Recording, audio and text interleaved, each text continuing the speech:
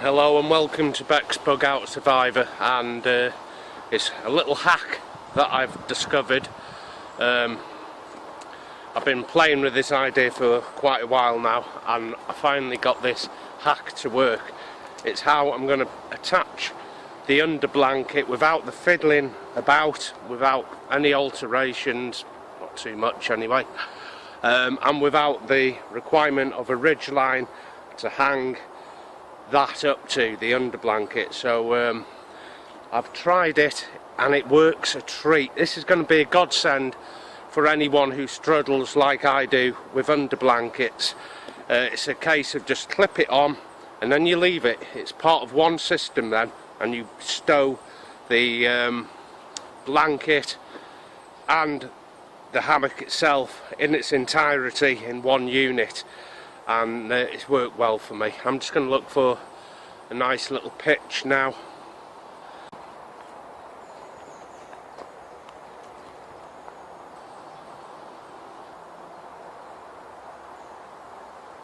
Just there in that light, I think.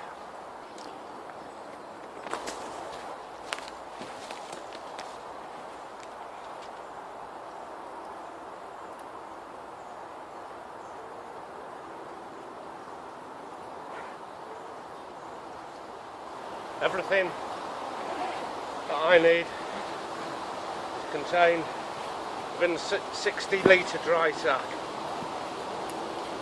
That includes all the insulation. It should go up pretty quick.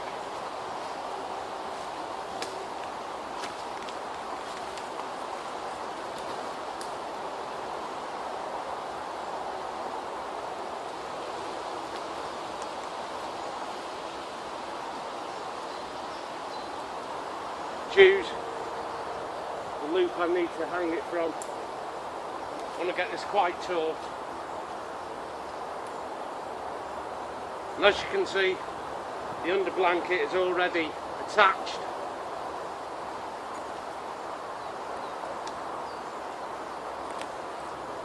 Put the hammock in.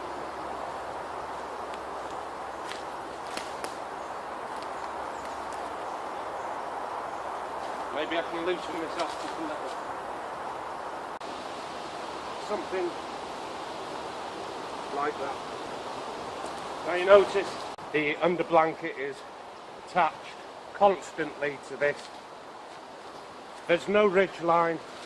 We should be able to attempt to try and at least get in this.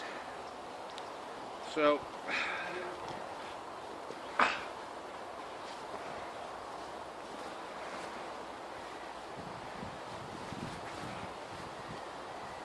and there it is, it's on. No ridge line, it's up. I have a loft underneath. And I'm going to show you how you can do the same with your under blanket. Plenty of room for manoeuvre. The quilt, I can pull it forward, back, left or right. And finally, after 3 years, I've managed to rig this under blanket up just the way I like it. It comes all the way up over my shoulders as well, which is what I want in the middle of the night when it's cold.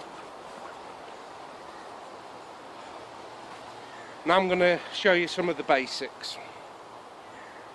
My underquilt is by Hammock Gear for 20 degrees. I'm not sure whether that's Celsius or Fahrenheit. It feels like a summer quilt, probably because it's never ever fitted. Now here are the channel lines along here.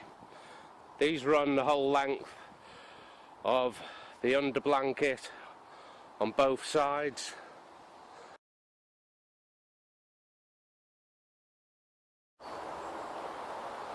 Now once I removed this shock cord from the channel, this is no good, you can keep it as spares, but I went back to good old British paracord, and it'll give the line a lot more stability.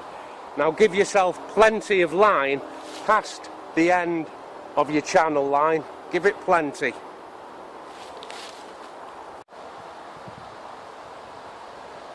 Okay, once you're happy with putting this paracord through instead of the shock cord, you need some kind of suspension, some kind of give. Now I've got two bunch cords, one on each end, which I've hooked in a knot.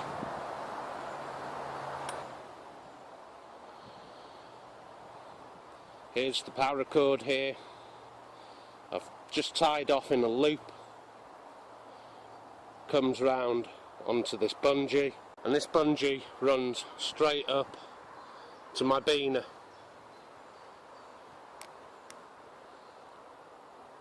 Now, getting the adjustment measure on the actual length of paracord you need is going to be a matter of trial and error. As you can see, there is no tension on my bungee at all. That is not taut. And if you do the same each end, it should hang just as a normal hammock would. And the other end is exactly the same. There's no tension, there's no stretch in it at all. Test number 2, whether you've got this right, is if I can pull this bag down to the ground. So here's the under blanket, and the test is, can I stretch it so it touches the bottom? And I can, and I can bring it up, and I can bring it down. There's only tension under that much weight. You're going to want to be that low. You can, but I adjust mine slightly different, and if I get in, you're going to see that I still have plenty of loft under here when I get in. So now I'll just get into the hammock as usual. Just the underquilt. Here's the bottom of the underquilt, and see there is loft still available to me. Put my hand inside, so the underquilt is in contact with my back. I still have a layer of loft underneath. I have no ridgeline. A lot of people are going to want a ridgeline and not understand why it is I'm doing this. One, I'm not particularly keen on these ridgelines, but nevertheless it's because somewhere I have a pea-pod system. It's a cover, an insulated cocoon that will go over this. I have a head and a foot end, so I just have to find the head and foot end here. So it totally negates me from having any kind of line at all above me. So if I unclip this side here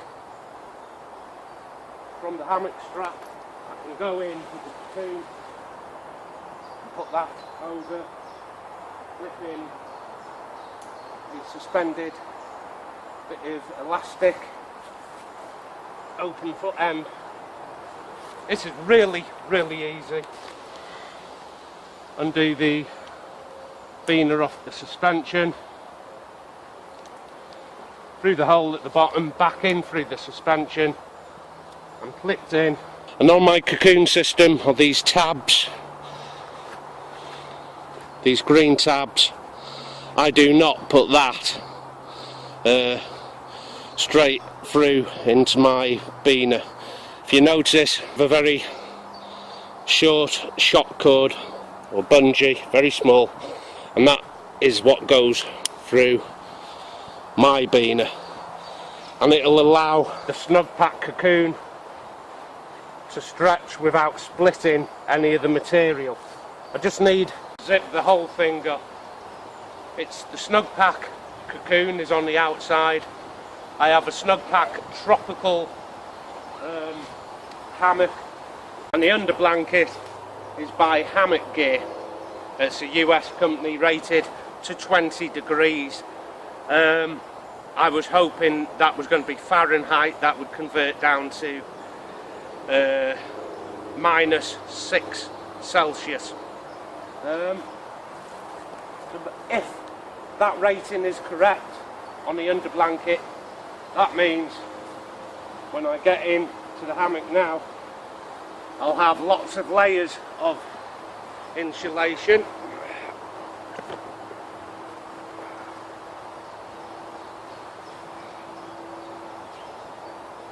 This looks like this is going to be a good hang.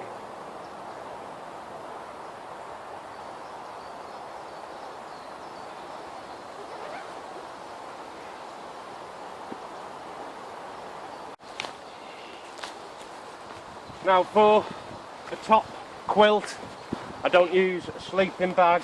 This is the British Army jungle bag stuff sack, but inside it I have a fox fur blanket. And I could keep this in its compression sack separately. £10 off the market. This works a treat in all weathers, and it's not that heavy, it's not that big either, but it's great just to put inside the hammock now as the top quilt. So find out the long end and fold it in half, put this in. This goes into the hammock itself.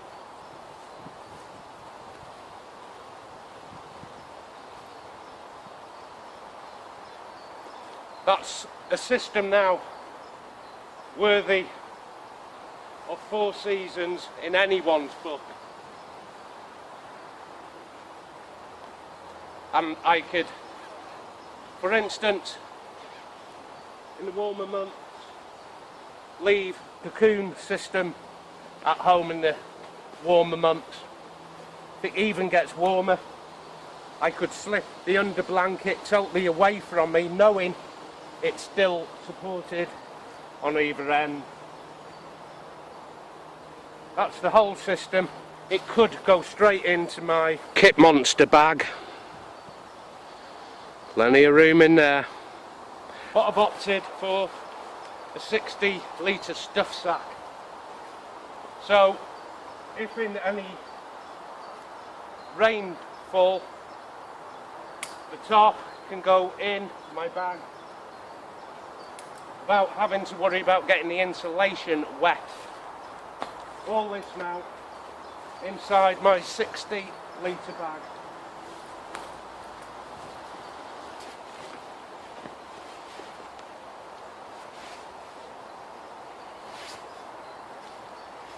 It's actually a dry sack.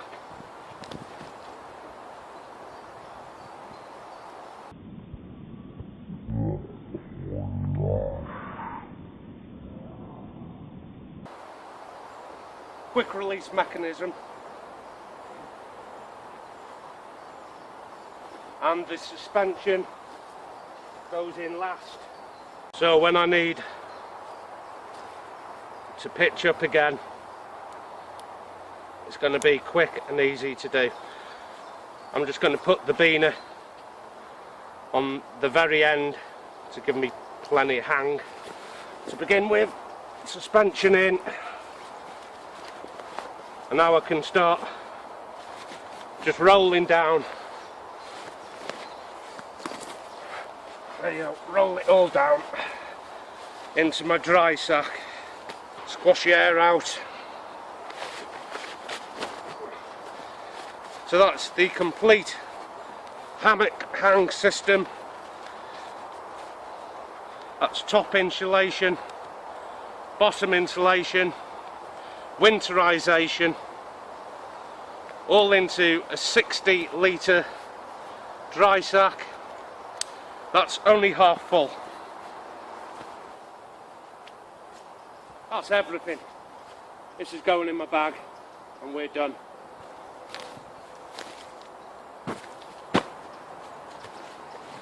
Could in fact just use the Kit Monster also by Snug Pack to use as a compression without the dry sack, but I want you to have a little look inside the Kit Monster now. This is the inside of the old Kit Monster. The whole hammock gear here leaves me all this space here for conventional items, cooking arrangements, sanitation, extra clothing. And I have on one side of this bag here, I have a zip with a waterproof section in, and in mine, all that there inside is my wet tarp from last night. It did rain. We're in summer here in the UK, so all it ever seems to do is rain.